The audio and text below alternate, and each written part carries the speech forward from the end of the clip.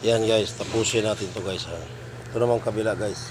Tatanggalin natin yung spindle bearing. Half bearing yan guys, ang tawag sa karamihan. Yan.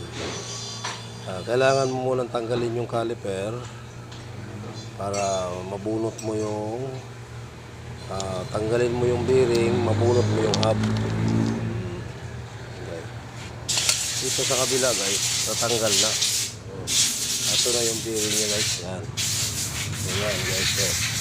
Yun ang bearing yan. Yan ang bearing yan. So, dito naman tayo sa kabila guys. Yan.